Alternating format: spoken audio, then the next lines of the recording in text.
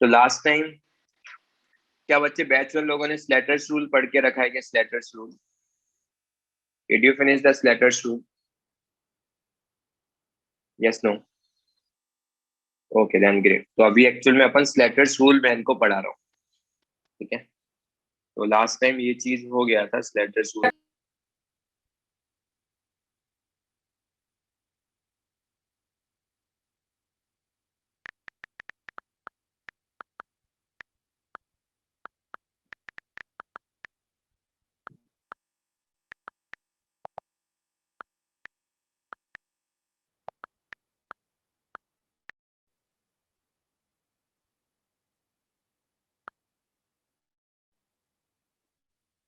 तो last time मैंने तुमको कुछ होमवर्क दिया था।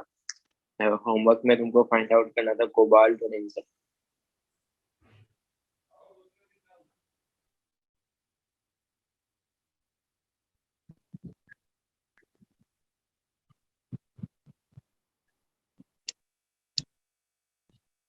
चलो तो कोबाल्ट का फाइंड आउट करने को बोला था मैंने। क्या है कोबाल्ट का?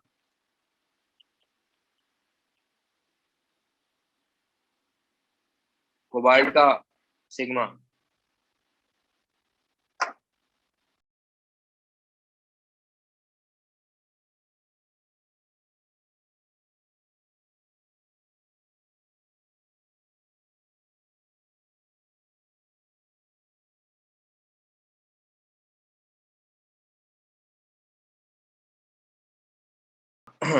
तो इलेक्ट्रॉन कहाँ पर है तुम्हारे पास? 4s में तुम्हारे पास इलेक्ट्रॉन है। Electron is 4s।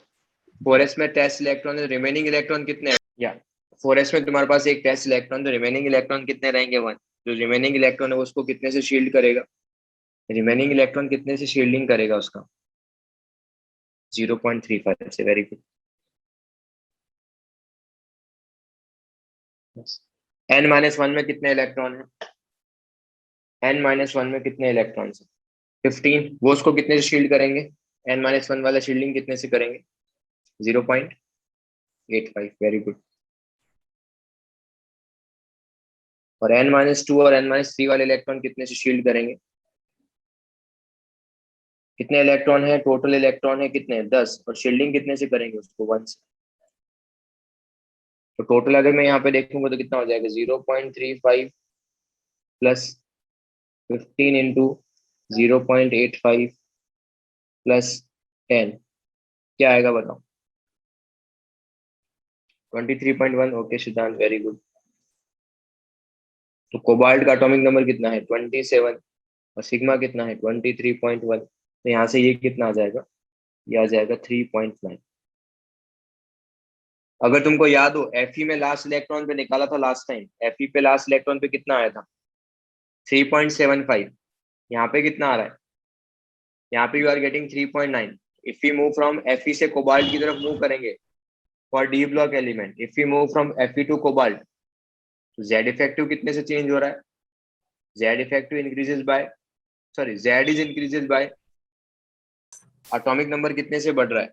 Atomic number कितने से इंक्रीज हो रहा है? Fe का एटॉमिक नंबर 26, कोबाल्ट का एटॉमिक नंबर 27। जेड कितने से इंक्रीज हो रहा है? 1 से।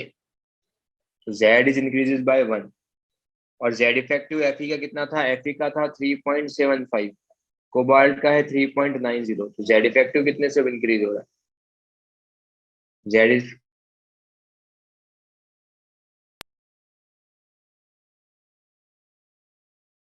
ओके।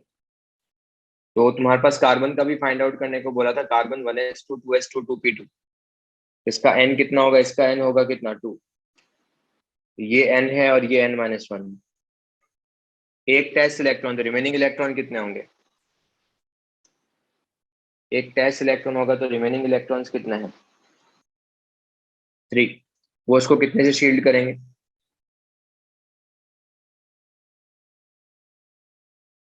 0.35 से। और n माइनस वन में कितने इलेक्ट्रॉन है? 2। वो उसको कितने से शील्ड करेंगे?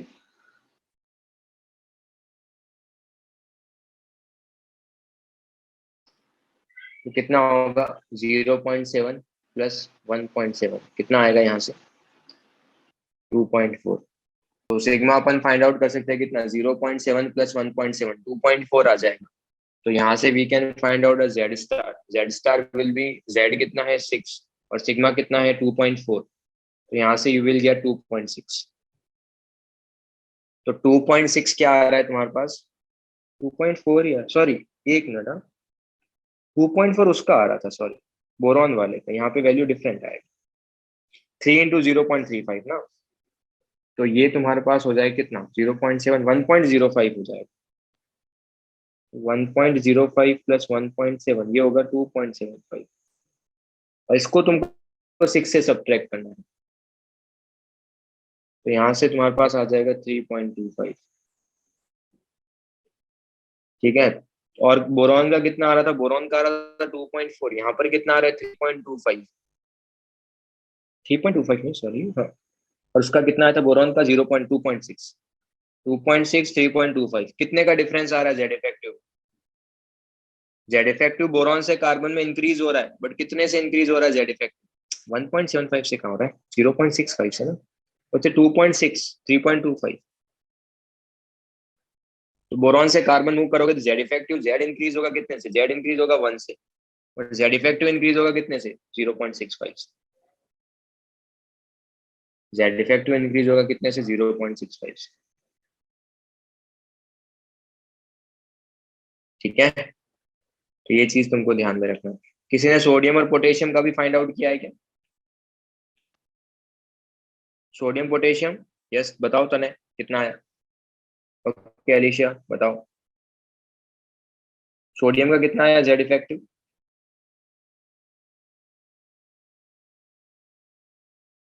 2.2, वेरी गुड।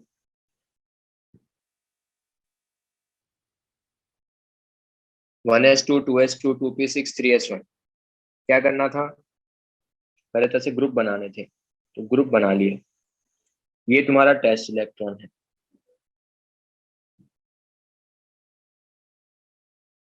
तो अगर ये टेस्ट इलेक्ट्रॉन है तो इसका एन कितना होगा, ये n3 है, तो n2 को मैं क्या बोल सकता हूँ, अगर इट इज द n3 ना, तो ये तुम्हारे पास होगा n-1, ये तुम्हारे पास होगा n-2। n में एक ही टेस्ट इलेक्ट्रॉन, एक ही, और कोई रिमेनिंग इलेक्ट्रॉन है ही नहीं। n-1 में कितने इलेक्ट्रॉन है, in n-1 how many electrons are there, 8। 2 + 6 कितने होंगे, 8। वो कितने से शील्ड कर रहे हैं उसको, n-1 वाले कितने से शील्ड करेंगे, 0.85 से, वेरी गुड। और n-2 वाले, n-2 वाले 1 से, कितने इलेक्ट्रॉन है, 2, 2 × 1। If you solve this you will gate 8 into 0.85 ना, if you solve this you will gate 8.8। यहाँ से you will gate Z effective will be Z minus sigma. Z effective तुम्हारे पास कितना है, 11 minus 8.8। If you solve this you will gate 2.2। If you solve this you will gate 2.2। वही same चीज तुमको किसके साथ करनी है, पोटेशियम के साथ भी करना है। Same thing you have to do for the potassium. Potassium के साथ भी यही सेम चीज करनी है। अगर पोटेशियम के साथ फाइंड आउट करोगे तो कितना होगा पोटेशियम का, बताना। पोटेशियम का भी 2.2 ही आएगा। जिसने भी सॉल्व किया, मैं फिर से पोटेशियम का सॉल्व नहीं कर रहा, बिकॉज पोटेशियम का भी you will get the same thing. अगर जेड इफेक्टिव तुम पोटेशियम का फाइंड आउट करोगे तो you will get the same thing.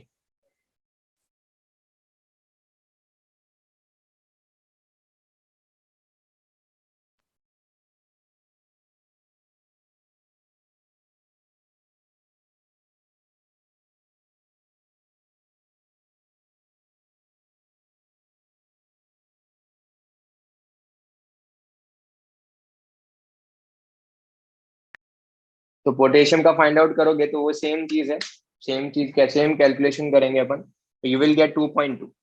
तो 2.2 का मतलब what we can say that, अगर तुम टॉप टू बॉटम कभी भी मूव करोगे, from left to right move करोगे, तो डी ब्लॉक में 0.15 से बढ़ेगा, पी ब्लॉक में 0.65 से बढ़ेगा। बट अगर सपोज तुम टॉप टू बॉटम कभी भी मूव करोगे तो सोडियम से पोटेशियम जेड इफेक्टिव ऑलमोस्ट क्या आ रहा है, सेम। जेड इफेक्टिव क्या है, ऑलमोस्ट कांस्टेंट है तुम्हारा। तो अगर मेरे को फाइनल टेबल अगर तुम्हारे साथ बनाना है तो I can simply say that ये फाइनल टेबल में क्या होगा, ये this is the final table, जो रिजल्ट्स है, जो अपने काम का चीज है वो है ये। नेक्स्ट जो अपन लिख रहे हैं अभी, एक मिनट। हाँ,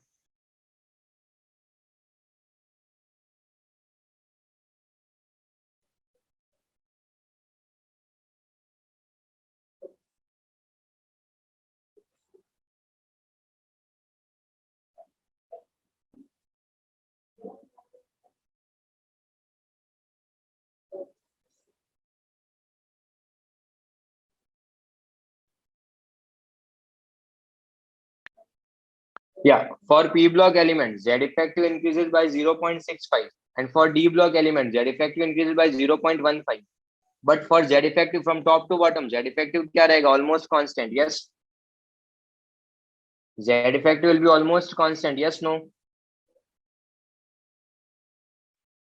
These are the results जो तुमको याद रखना है। सेम ग्रुप में है तो कांस्टेंट रहेगा। यस बच्चे, सेम ग्रुप में है तो कांस्टेंट रहेगा वो।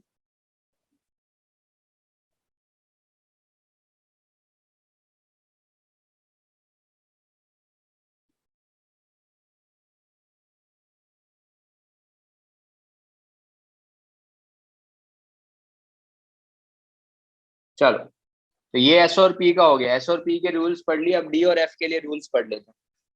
Sigma for the nd and nf electron, sigma for nd and the b part. पहले टेस्ट इलेक्ट्रॉन कहाँ था? एस और पी में। नाउ कहाँ पर है? डी और एफ में।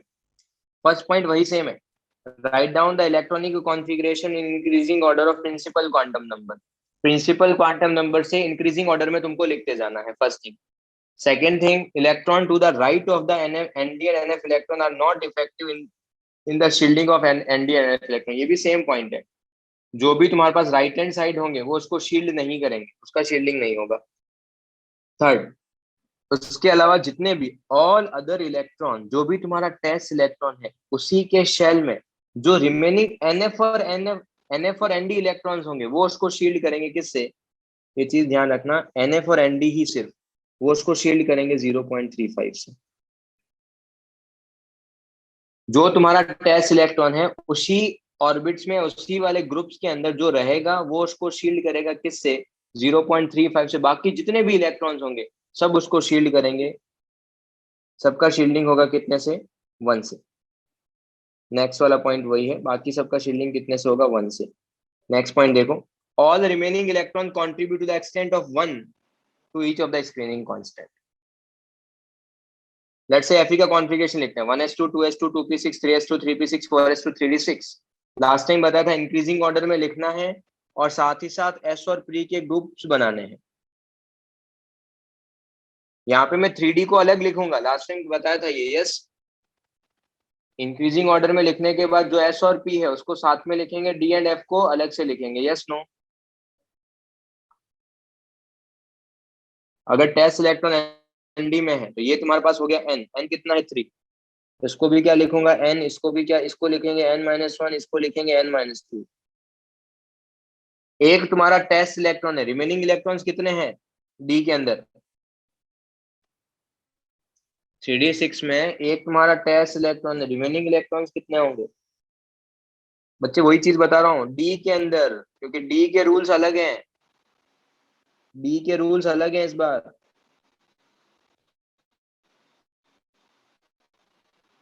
तो 5 जो डी में रिमेनिंग इलेक्ट्रॉन है वो उसको शील्ड करेंगे 0.35 से।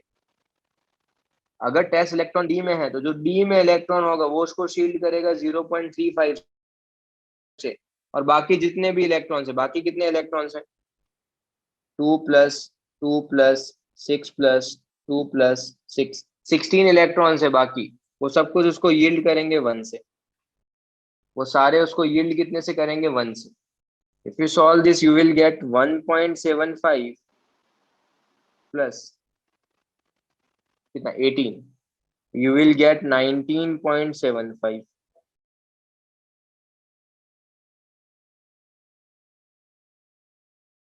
you will get 19.75। तो जेड स्टार कितना होगा? Z star will be Z किसका? F E -19.75। हाँ, एक और चीज मैं मेंशन करना भूल गया, टेस्ट इलेक्ट्रॉन अगर 3D है तो क्या 4s उसको शील्ड करेगा क्या, जो उसके राइट में, जो उसके राइट में होगा, क्या उसको शील्ड करेगा? नो, वो उसको शील्ड। तो यहां से कितना आएगा? If you solve this you will gate 6.25। अब एक स्टेटमेंट ध्यान से सुनो। मैंने तुमको एटॉमिक स्ट्रक्चर में एक चीज मेंशन किया था, अगर तुम्हारा इलेक्ट्रॉन 4s में और 3D में, इलेक्ट्रॉन हमेशा आउटर शेल से बाहर निकालते हैं। Yes, electron is always remove from the outermost shell. Yes no? Yes. उसका रीजनिंग मैंने नहीं दिया था, मैंने बताया था कि पीरियोडिक टेबल में इसका रीजनिंग बताऊंगा मैं। तो मैंने जेड इफेक्टिव, देखो एफई के केस में मैंने जेड इफेक्टिव अभी निकाला है किस पे? 3D पे। लास्ट क्लास का अगर अपन लेक्चर देखें तो मैंने वहां पे एफई का निकाला था 4s पे। तो 4s पे कितना आया था? 3.75।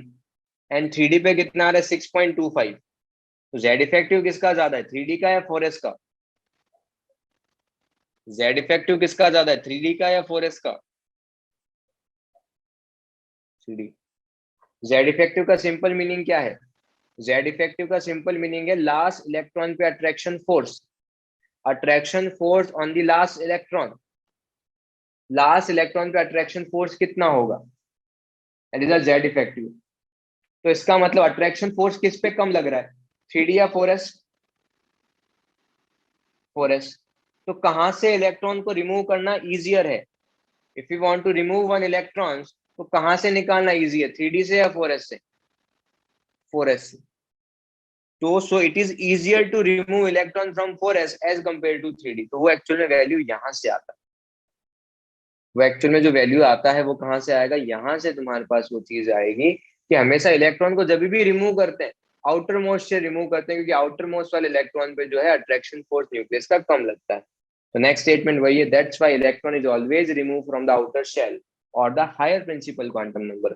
जिसका भी क्वांटम नंबर ज्यादा होगा, इलेक्ट्रॉन को हमेशा मुझे वहां से बाहर निकालूंगा। क्लियर बच्चे लोग सबको ये पॉइंट? तो दो चीजें ध्यान में रखनी है, स्टेटस रूल इंपॉर्टेंट नहीं, उसके रिजल्ट्स इंपॉर्टेंट है। रिजल्ट क्या है? If we move from left to right, Z effective increase होता है। If we move from left to right, attraction force increase होता है पी ब्लॉक एलिमेंट में कितने से? 0.65 से। डी ब्लॉक में इंक्रीज होगा 0.15 से। अगर मैं टॉप टू बॉटम की बात करूं तो जेड इफेक्टिव ऑलमोस्ट कांस्टेंट रहेगा। इसका यूज करने वाले हैं एटॉमिक रेडियस फाइंड आउट करते टाइम। और सेकंड रिजल्ट क्या है कि जो वैलेंशियल इलेक्ट्रॉन होता है वहां पे अट्रैक्शन फोर्स कम लगता है। इलेक्ट्रॉन को हमेशा मैं वहां से रिमूव करूंगा, आउटर मोस्ट शेल से। Electron is always remove from the outermost shell. Okay चलो। तो ये वाला सेक्शन जेड इफेक्टिव वाला तो हो गया। अब जो नेक्स्ट सेक्शन है, हाँ एक और चीज है, एक और चीज सुनो। अगर मैं हीलियम की बात करूँ, ये रूल्स भी स्लेटर्स ने दिया था, हीलियम का कॉन्फ़िगरेशन क्या होता है? What is the electronic configuration of helium? What is the electronic configuration of helium? It's 1s2. It's 1s2। एक टेस्ट इलेक्ट्रॉन है, एक रिमेनिंग इलेक्ट्रॉन है। रिमेनिंग इलेक्ट्रॉन उसी शेल में कितने से शील्ड करेगा वो? 0.35 से। बट स्लेटर ने बोला कि यहाँ पे तुमको इन केस ऑफ हीलियम तुमको 0.3 लेना है। बाकी सब में ठीक है, हीलियम के केस में यू हैव टू टेक 0.3।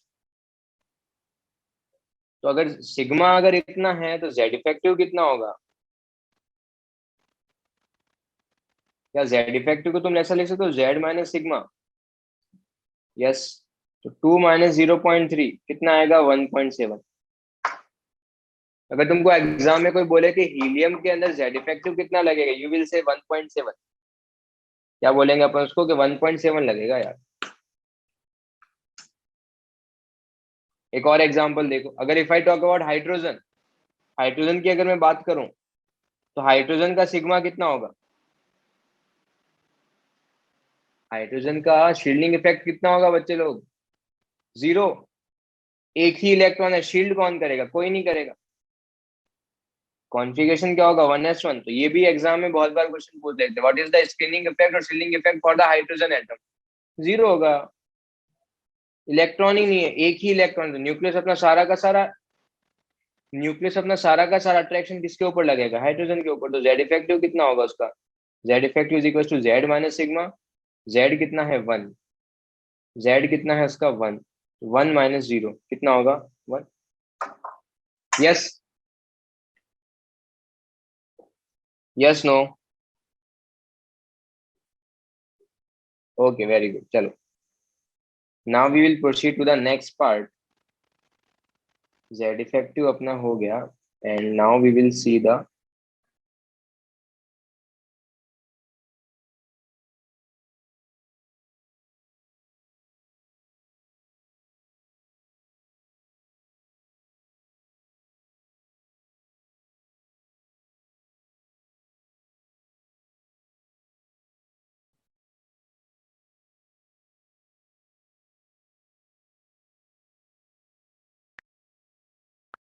देखो अभी तक क्या चल रहा था, अभी तक जो भी अपने पास चीजें थी, अभी तक एलिमेंट जो डिस्कवर होते, सोडियम का नाम, सोडियम, पोटेशियम, रुबीडियम, सीजियम, जो भी रैंडम नेम्स हैं वो या तो साइंटिस्ट के नेम के बेसिस पे डिराइव हुए हैं।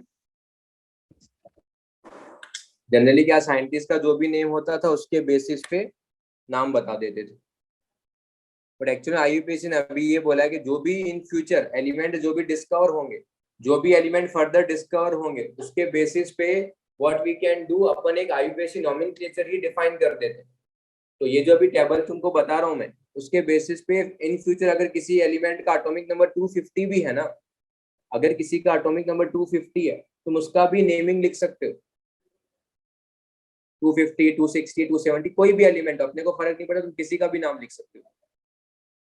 तो उसने कुछ रूल्स दिए थे, तो वो रूल्स अभी अपन पढ़ रहे हैं। तो फर्स्ट तुम्हारे पास क्या, नॉमिन के जो एलिमेंट, उसने बोला कि जिसका भी जीरो, जीरो वाले को उसने बोला नील, फर्स्ट को बोला है अन, सेकंड को बाई, थर्ड को ट्राई, फोर्थ को क्वाड, फिफ्थ को पेंट, सिक्स्थ को has, hex, sept, oct and enn. चीजें इजी, और प्लस सफिक्स ऐड करना है, सबसे ऐड में ईएम लिखना है। तो देखो 101 है ना, तो 1 को क्या नाम दिया था, अन, अन, 0 को था नील, फिर से 1 आ रहा है 101, तो 1 को नाम क्या देके रखा था, 1 को अपन ने नेम दिया था अन।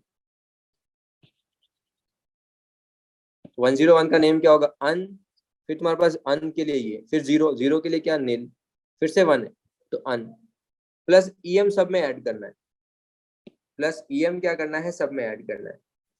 अगर तुमको 102 का, 102 का नेम फाइंड आउट करना है, तो 102 के लिए क्या बोल सकते हैं अपन उसको, 1 के लिए क्या होगा अन, 0 के लिए नील, 2 के लिए बीएम, अनिल बीएम, 103 के लिए अन, नील, ट्रियम। बट ट्रियम जब भी लिखेंगे तो एक चीज ध्यान में क्या रखना है, अगर ट्राई प्लस ईएम है तो 2 बार आई नहीं लिखेंगे अपन, एक ही बार आई लिखेंगे, तो इट्स ट्रियम। इन प्लस नील है से कहीं पर भी, इन प्लस नील है तो उसका अपन इस तरीके से लिखेंगे, 2 बार एन नहीं लिखेंगे, ये एन में से किसी एक बार को ही लिखेंगे। 106 का लिखना है अन, नील, हेक्सियम, किसका भी नेम लिख सकते हो। और अगर तुमको सिंबल लिखना है, सिंबल ये होगा UNU, हर एक का first word UNB, UNP।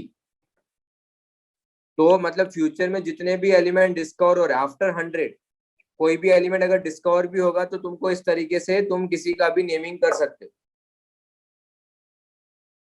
But अभी तक टोटल एलिमेंट डिस्कवर हो चुके हैं 118, तो 118 का आईयूपीएसी ने बाद में रूल बताया था, तब तक एलिमेंट 100 के बाद भी डिस्कवर हो चुके थे। तो एक्चुअल जो नेम है 101 का वो है मेंडलीवियम, 103 का है लॉरेंशियम, 104 का है रुदरफोर्डियम।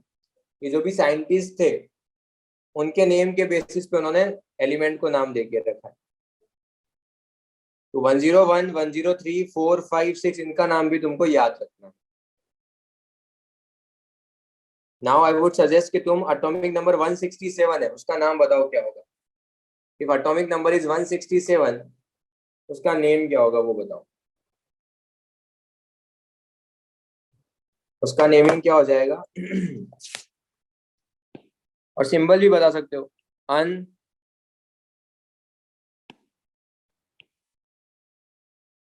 हेक्सियम, सेप्टियम, सिंबल UHS। 203 का नेम बताना। 203 biniltrium, symbol BNT। 212 212 biunbium BM BOB। कोई भी एलिमेंट फ्यूचर में इन जनरल आज से 50 ईयर्स 70 ईयर्स 80 ईयर्स के बाद कोई भी अगर एलिमेंट डिस्कवर हुआ, किसी का भी नाम लिख सकते हो यार। क्लियर सबको? एग्जाम में क्वेश्चन कैसे आते हैं, या तो तुमको एटॉमिक नंबर देंगे, तुमको नाम पूछ सकते हैं, या फिर सिंबल पूछ सकते हैं, या फिर सिंबल बोल देंगे और तुमको नाम पूछ सकते हैं, या फिर एटॉमिक नंबर पूछ सकते हैं। कैसे भी क्वेश्चन देखें लास्ट। क्या ये पोर्शन सबको क्लियर है? Masking only for the batch 1। क्या तुमने ये सब कुछ चीज पढ़ी है क्या जो मैं नेक्स्ट लिख रहा हूँ?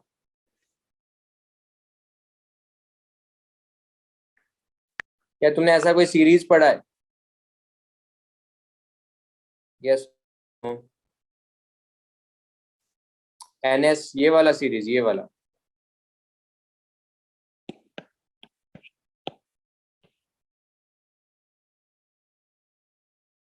हाँ नेमिंग तो ठीक है, कोई नहीं, अब तो कर लिया है अपन ने। ये पढ़ा है या नहीं पढ़ा है?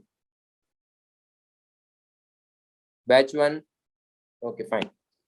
तो सुनो, स्पेशली फॉर द बैच 1, तो मुझे एक चीज बताओ, पीरियड नंबर अगर 1 है पीरियड नंबर अगर तुम्हारे पास कभी भी 1 है, तो फर्स्ट पीरियड है, तो कितने एलिमेंट होते हैं फर्स्ट पीरियड में? फर्स्ट पीरियड में कितने एलिमेंट है पीरियोडिक टेबल में?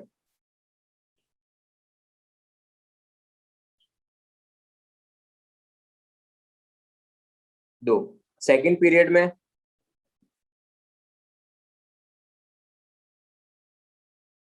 सेकंड पीरियड में कितने हैं?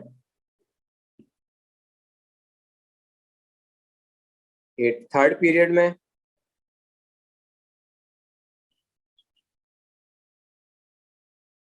8। फोर्थ पीरियड में? फोर्थ पीरियड में 18। अब चीजें ध्यान से सुनो, ऐसा क्यों होता है उसका रीजनिंग है ये सीरीज। आई होप सबको ये चीज पता होगी, बट स्टिल मैं वो चीजें लिख लेता हूँ। लेट्स से अगर सपोज तुम्हारे पास कभी भी अगर एस सब शेल है,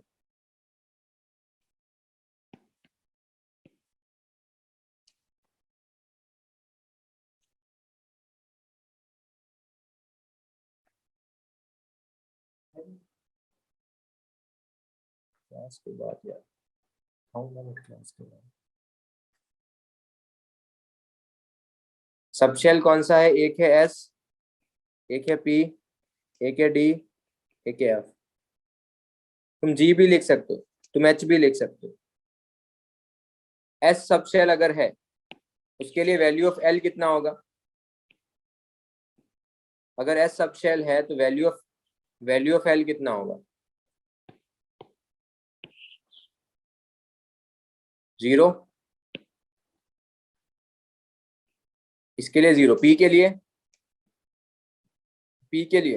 1, डी के लिए 2, एफ के लिए 3, जी के लिए 4, एच के लिए 5। ऑर्बिटल्स कितने होंगे? एस में कितने ऑर्बिटल्स होते हैं? एस में नंबर ऑफ ऑर्बिटल्स, अरे एस में ऑर्बिटल्स कितने होते हैं बच्चे लोग? 1। पी में कितने होते हैं? 3। तो डी में कितने होते हैं? 5। तो अगर तुम लॉजिकली देखोगे तो ऐसे 2 का एक गैप आ रहा है यार, तो नेक्स्ट वाला कितना होगा? 7, नेक्स्ट वाला 11, नेक्स्ट वाला 7 9 11। Yes yes no? एक और चीज सुनो, अगर एक ऑर्बिटल है, एक ऑर्बिटल में मैक्सिमम कितने इलेक्ट्रॉन फिलअप कर सकते हो? एक ऑर्बिटल में कितने इलेक्ट्रॉन फिलअप कर सकते हो मैक्सिमम? 2। मैक्सिमम इलेक्ट्रॉन कितने फिलअप कर सकते हैं? 2। अगर 3 ऑर्बिटल है तो if you have the 3 orbitals 6, 5 orbitals 10। अगर तुम लॉजिकली देखोगे तो एक 4 का गैप आ रहा है, तो नेक्स्ट वाले में क्या आएगा? 14, next 18, next 22। Yes yes no? ठीक है, एक तो ये चीज तुमको ध्यान में रखना है। चलो अब यहाँ पे बात करते हैं, ये सीरीज में सबसे इंपॉर्टेंट क्या है? अच्छा एक और चीज, क्या 1p एग्जिस्ट करता है क्या? क्या 1p एग्जिस्ट करता है? क्यों? बिकॉज एक रूल तुमने पढ़ा होगा, एल कहाँ से कहाँ बिलोंग करता है? एल बिलोंग करता है 0 to n-1। यस, एल का वैल्यू कभी भी एन के इक्वल नहीं हो सकता और ज्यादा भी नहीं होगा। एल का वैल्यू कभी भी एन के इक्वल भी नहीं होगा और उससे ज्यादा भी नहीं होगा यार। तो अगर मैं 1p की बात करूं, if I talk about 1p, तो अगर मैं 1p की कभी भी डिस्कशन करें तो 1p के लिए वैल्यू ऑफ एन कितना होगा? 1p के लिए एन कितना है? 1। और एल भी कितना है? 1। तो एग्जिस्ट नहीं करेगा। अगर मैं 2d की बात करूं, 2d का एन कितना है और एल कितना है? 2d का एल और एल, 2d का एन और एल दोनों 2 है, एग्जिस्ट करेगा ना? एल का वैल्यू हमेशा एन से कम होगा, ज्यादा नहीं हो सकता। अब एक चीज, इन दोनों की हेल्प से तुम किसी भी पीरियड में कितने एलिमेंट होंगे वो तुम आइडेंटिफाई कर सकते हो। एक काम करो, let's say n is equal to 1 substitute करना है तुमको। 1 सब्स्टिट्यूट करो इस सीरीज में, n की जगह 1 रखना है। 1s, 1p, 0d। क्या 1s एग्जिस्ट करता है क्या? क्या 1s एग्जिस्ट करता है? यस। क्या 1p एग्जिस्ट करता है? नहीं। हमेशा इसी तरीके से लिखना है, पहले फर्स्ट में लिख के पीछे से स्टार्ट करना है। अगर ये एग्जिस्ट नहीं करेगा ना, इससे पहले कुछ भी एग्जिस्ट नहीं करेगा। इसका मतलब n इज इक्वल टू 1 में सिर्फ एक ही सबशेल एग्जिस्ट करेगा, कौन सा? 1s। n is equal to 1 में एक ही सबशेल एग्जिस्ट करेगा, कौन सा? 1s। फिर से देखते हैं, let's say n is equal to 2 है तुम्हारे पास। Now you have n is equal to 2, substitute करो, you will get 2s, you will get 2p, you will get 1d। क्या 1d एग्जिस्ट करता है क्या? बच्चे दक्ष, n को सब्स्टिट्यूट करना है अपने को, n को सब्स्टिट्यूट करना है।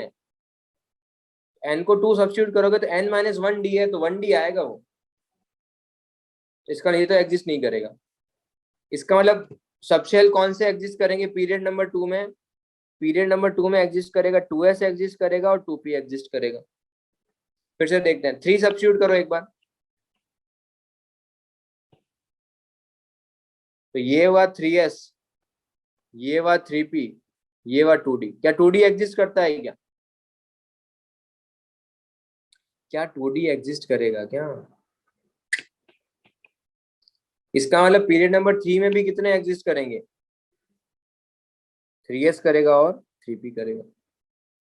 एक बार 4 भी देखते हैं, 4 बताओ। n is equals to 4, if I talk about n is equals to 4, तो 4 सब्स्टिट्यूट करो, तो ये 4s, ये 4p। n को 4 सब्स्टिट्यूट करना है तो ये 3d, n को 4 सब्स्टिट्यूट करना है तो ये 2f। क्या 2f एग्जिस्ट करता है क्या? क्या 2f एग्जिस्ट करता है क्या? इसका इसके पहले वाले एग्जिस्ट नहीं करेंगे। इसका मतलब पीरियड नंबर 4 में क्या क्या एग्जिस्ट करेगा? पीरियड नंबर 4 में 4s एग्जिस्ट करेगा, 3d एग्जिस्ट करेगा एंड 4p एग्जिस्ट करेगा।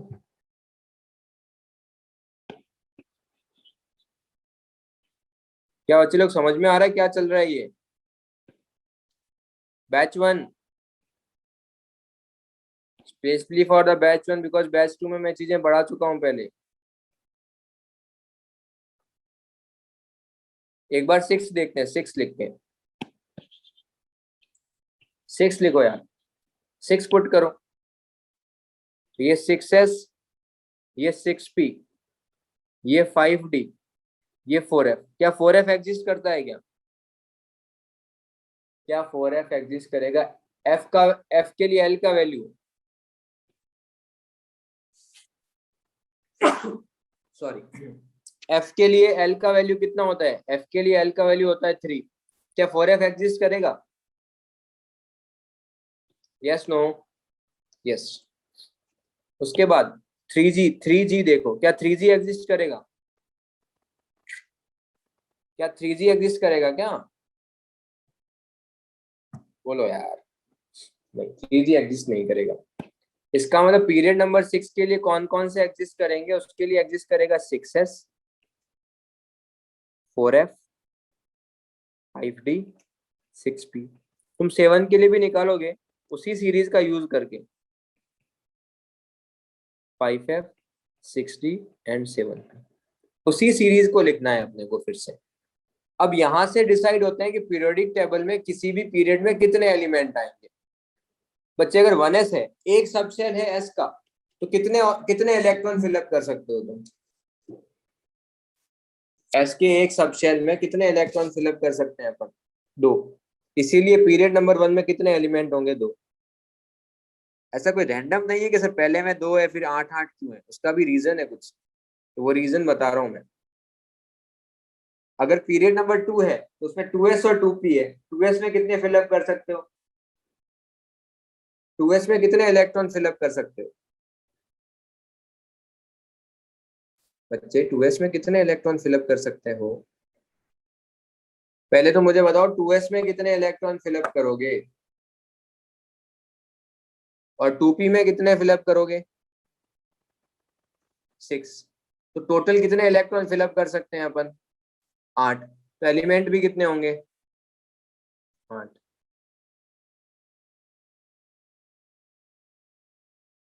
तो नेक्स्ट वाले में भी 8 होगा। नेक्स्ट वाले में बताओ कितने इलेक्ट्रॉन फिलअप कर सकते हो? 4s में 2, 3D में कितने इलेक्ट्रॉन फिलअप कर सकते हैं? 3D में कितने इलेक्ट्रॉन फिलअप कर सकते हैं? 10। और 4p में 6, तो टोटल कितना आएगा? 18।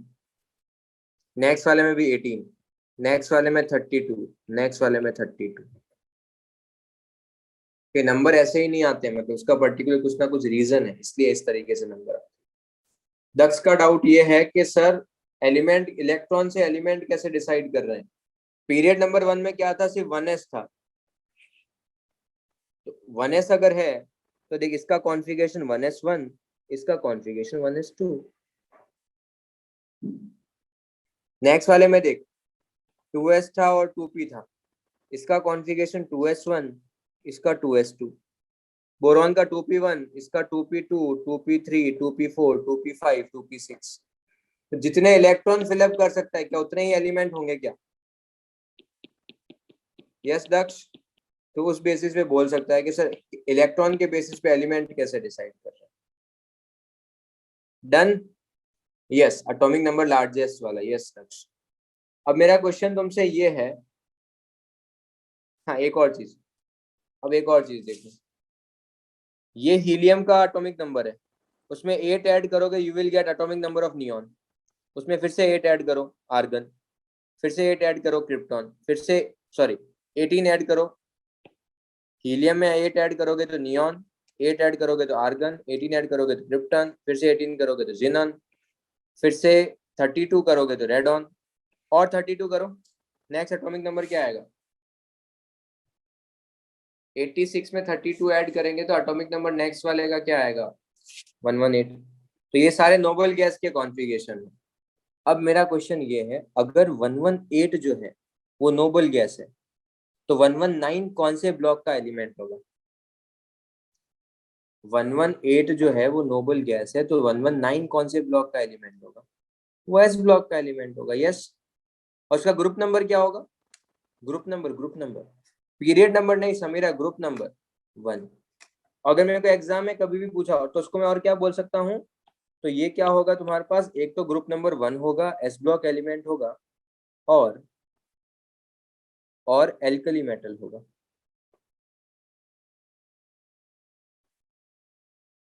और वही लेट से, अगर सपोज मैंने तुमको एग्जाम में लेट से मैंने पूछा कि 120 जो है अगर किसी का एटॉमिक नंबर 120 है तो उसका ग्रुप नंबर कितना होगा?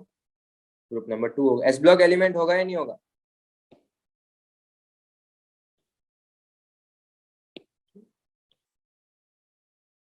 Yes. Alkali metal, alkyne earth metal, इस तरीके से तुम ऐसे भी लिख सकते हो। और किसी का डाउट है सर वो एस ब्लॉक कैसे होगा? बच्चे नोबल गैस के जस्ट बाद देख नेक्स्ट एलिमेंट कौन सा फिलअप करता है। अगर तू कभी भी नोबल गैस लेट से तूने आर्गन फिलअप किया तो जो 19 वाला होगा वो एस ब्लॉक में होगा, 20 वाला अगेन एस ब्लॉक में होगा। अगर तूने लेट से क्रिप्टॉन 36 है तो 37 वाला एल्कली मेटल्स, 38 वाला एल्काइन अर्थ मेटल्स।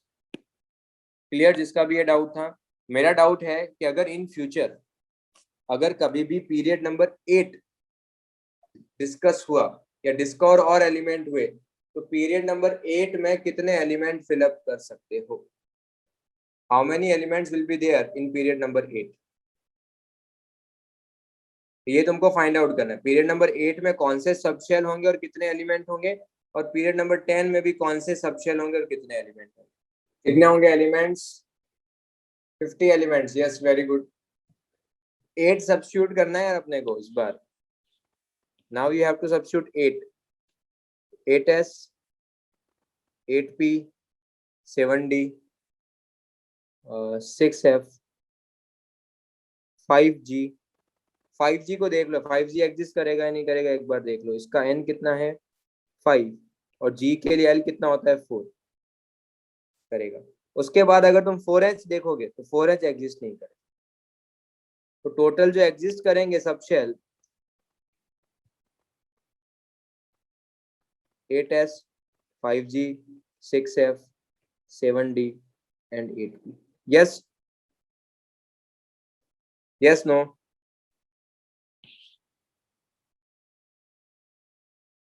इसका मतलब 8s में कितने होंगे? 8s में होंगे 2, p में कितने होते हैं? 6, d में 10। आई थिंक तुमको आइडिया लग गया होगा। f में 14, g में 18, 4 का गैप आएगा। तो पीरियड नंबर 10 में जो एलिमेंट होंगे वो कितने होंगे? 50। पीरियड नंबर जो 10 में जो एलिमेंट होंगे वो कितने होंगे? 50। नेक्स्ट पीरियड नंबर 10 में कितने होंगे? पीरियड नंबर 10 में कितने होंगे? 98 तो नहीं यार, अलीज्ञान कुछ भी। 98 नहीं होंगे यार। 10 में पूछ रहा हूँ बच्चे में। अच्छा वेदांत, 98 इन 12, 12 में 98, हाँ 12 में 98 होंगे। तो 10 के लिए क्या करना है? 10 के लिए ऊपर 10 को सब्स्टिट्यूट करो। 10 को सब्स्टिट्यूट करो, you will get 10s, you will get 10p, you will get 9d, 8f, 7g, 6h। उसके बाद एग्जिस्ट नहीं करेगा, उसके बाद एग्जिस्ट नहीं करेगा। तो क्या लिख सकते हैं? 10s, 6h, 7g, 8f, 9d and 10। और आई होप सबको समझ में ये आता है कि h में कितने फिलअप करेंगे? h में फिलअप करेंगे 22, बाकी सबका वही 70। क्या ये पोर्शन सबको क्लियर है? Yes, no? इसका एक ट्रिक भी है। ट्रिक क्या है वो सुनो। इसका एक बहुत सही ट्रिक है, उससे बहुत फास्ट आ जाए, बार बार ये करने की नीड नहीं है। 2, 8, 8, 18, 18, 32, 32। तो देखो यहाँ पे गैप कितना है? 6 का गैप, फिर 0 का गैप, 10 का गैप, 0 का गैप, 14 का गैप, 0 का गैप। तो अगर तुम लॉजिकली देखोगे तो क्या हो रहा है? पहले 6 आया, पहले क्या है? 6 आया, फिर 0 है, फिर 4 आया, 4 का गैप ऐड कर रहे हैं यहाँ पे। फिर से मतलब 6, 0, फिर 4 का गैप 10, फिर से 0, फिर से 4 का गैप, फिर से 0, फिर से 4 का गैप। करो 4 का गैप 4 का गैप मतलब 18, फिर से 0, फिर 22, फिर से 0। Yes, yes no? तो 32 में 18 ऐड करो, पीरियड नंबर 8 में कितने एलिमेंट आएंगे? पीरियड नंबर 8 में कितने एलिमेंट आएंगे? 50। 9 में भी कितने आएंगे? 50। 10 में कितने आएंगे? 72। 11 में कितने आएंगे? 70।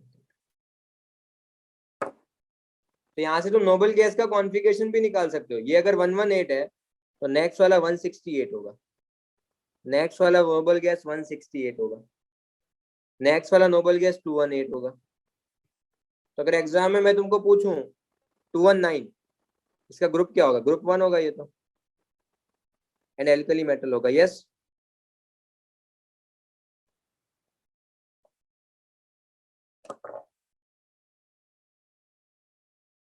तो these are the hypothetical cases. इस पे मैं 2-3 सम्स हैं जो मैं तुमको दे रहा हूँ, वो तुम घर पे ट्राई करना है। 2 सम तुमको ट्राई करने हैं बस।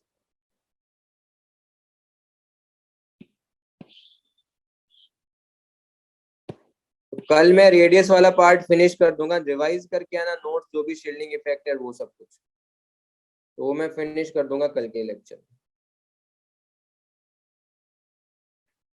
बाकी किसी को डाउट है तो you can ask, otherwise you can leave. बच्चे सिद्धांत देखो, गैप बता रहा हूँ, 2 8 8 18 18 32 32।